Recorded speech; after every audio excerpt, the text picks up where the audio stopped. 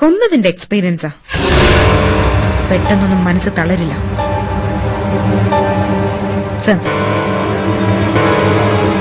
ഈ ഗെയിമിൽ ഇനി ഞാൻ ജയിക്കണമെന്ന് ദൈവം തീരുമാനിക്കും.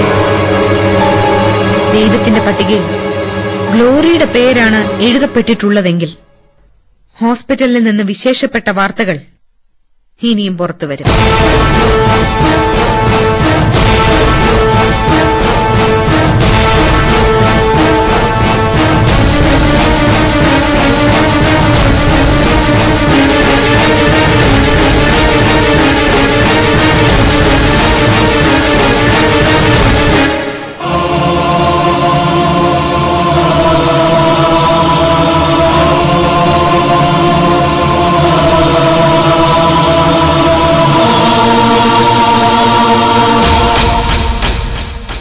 പ്രകാശ്, ഈ കണ്ടീഷനിൽ ദേവനെ കാണാൻ അനുവദിക്കുന്നത് ബുദ്ധിമുട്ടാണ്.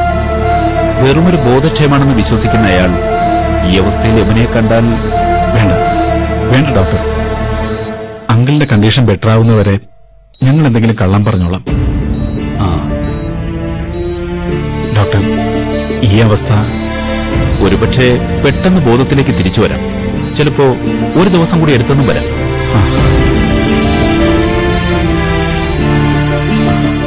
ഇനി അപകടമൊന്നും? ഓപ്പറേഷൻ സക്സസ് ആണ്. അത് തൽക്കാലം ജീവനെ പിടിച്ചിരുത്താൻ മാത്രം.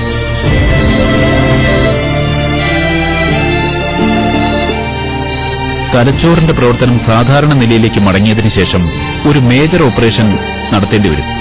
ഇപ്പോഴത്തെ കണ്ടീഷൻ വളരെ വീക്കാണ്. ജീവൻ ശേഷിച്ചു എന്നത് ആരുടെയൊക്കെയോ മനസ്സറിഞ്ഞുള്ള പ്രാർത്ഥന കൊണ്ടാണ്. തലച്ചോറിന് മാരകമായ ക്ഷതമാണ്. ചില സെൽസ് റിയാക്ട് ചെയ്യുന്നില്ല. തൽക്കാലം ബോധം വീണ് സാധാരണ നിലയിലായാൽ നിങ്ങൾക്ക് മടങ്ങാം.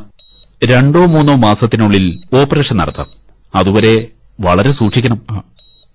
മരണത്തിന് തൊട്ടടുത്ത് തന്നെയായിരിക്കും യമുന. ഡോക്ടർ, ആഗ്രഹിക്കാനും പ്രാർത്ഥിക്കാനും പ്രവർത്തിക്കാനും നമുക്ക് പറ്റും. Result is from there.